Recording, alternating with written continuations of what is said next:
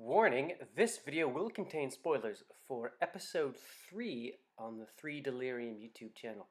But in the nature of the holiday, I think it's a accepted risk. But you have been warned. I really don't know if this is going to work, but the lengths of the ends of my filament have kind of done me over with the sensor. So I'm going to try to connect the two pieces of filament and then maybe it'll keep going.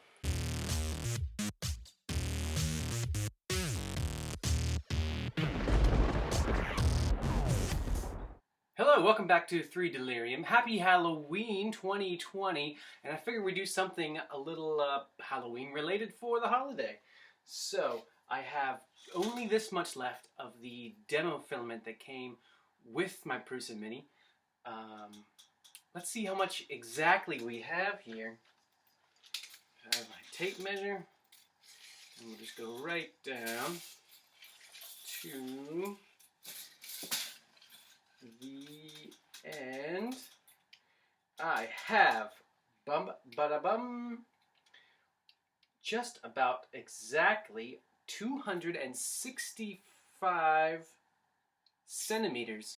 It says on the slicing software that he should take exactly 2.5 meters of filament to print him out. Let's see if that holds true. I think I'll name my 3D printer Murphy because he seems to only ever follow Murphy's Law. So whenever something could go wrong, it usually does. So already, this early into this project, I've encountered two problems. One, my camera is giving me some technical issues, but also his little feet broke off of the print surface. So I'll have to work on something else. I had the idea of just adding a simple base to the bottom of the model itself, and it should hold a little better to the plate. But this is not something I can always do to every project, because you can't always just change the bottom of the model. I used Tinkercad, a browser-based program, to give the model a base, which is why I also made the model in the first place. You just take simple shapes and then you can manipulate them to make your models. So I took a cylinder, squished it down, and just stuck them underneath. But I made sure to adjust his height a little so he had at least a bit of clearance from the bottom.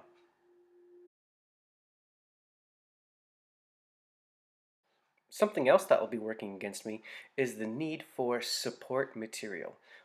My printer prints from the bottom up, so as each layer is added one by one, it will eventually, right around his hands, and I suppose around between his legs as well, it will start to try to print that part in midair, and well, that doesn't really work, so there needs to be something there to support the piece that I want as well, and hopefully it's made in a way that will be easily removable once the model is done.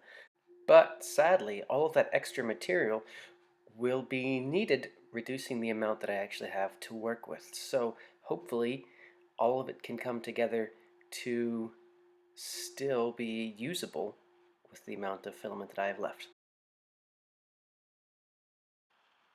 The earlier spoiler warning was in reference to what's coming up right here, right now. Now is your last chance. Turn away, avert your eyes, navigate to a different video if you must. But it turns out my sensor actually works. Thank goodness. It detects as soon as there's no more filament coming in through it, and it will stop the machine and pause it, moving everything off to the side, giving me a chance to replace the filament. But that means that there's a lot of wasted space happening, and I will have a good number of lengthy pieces of filament left over that won't be usable. So what I needed to do here was push extra scraps and extra remnants in through the end to try to force the piece that I actually wanted up and into the printer itself. Let's pretend that this is my printer. The little box on the right-hand side is the filament sensor. The spot in the middle that the pink tube is leading to is where all of the motion comes from. That's where the drive gear is. And then the tube continues up and into where the print head is heated up and the plastic filament then comes out the other side there. So as the gear turns, driving the filament is pulled in from the right, and then once it reaches the gear, it would then be pushed out to the other side. So that leaves a space, the space between the sensor itself and the hot end, where that filament would be wasted every time. This is why I was then forced to push more filament in through the outside to manually make sure that it continued to push the filament that I'm using in through. Well, it looks like our little technique seemed to have worked. He seems to have finished. He's multicolored, but that's okay. He comes right off. That's a good sign.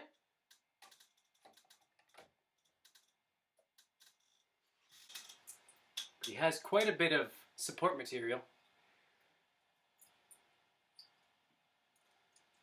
but that's also okay.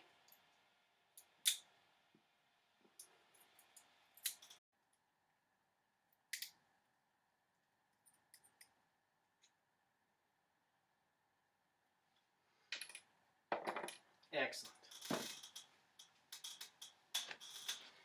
Here we go. He printed just fine. Little pumpkin head. Well, took a little bit of trick and treat, but we finally got him to work just fine. But speaking of treat, here in Ireland, I found something that we don't normally find in the U.S.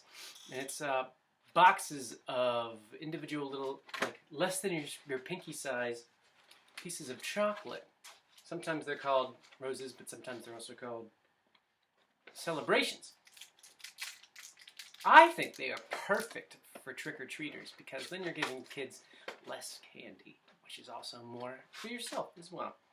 But also, too much chocolate can come up very quickly. I think these are perfect for Halloween, but someone else whom I live with thinks that it's we're handing out grandma chocolate. What do you think? Leave your opinion in the comments below. What's the best thing to give for trick-or-treaters where you're from? But a little pumpkin man success, I think that makes for a great Halloween. So, from everyone here at 3 Delirium to you at your house, happy Halloween.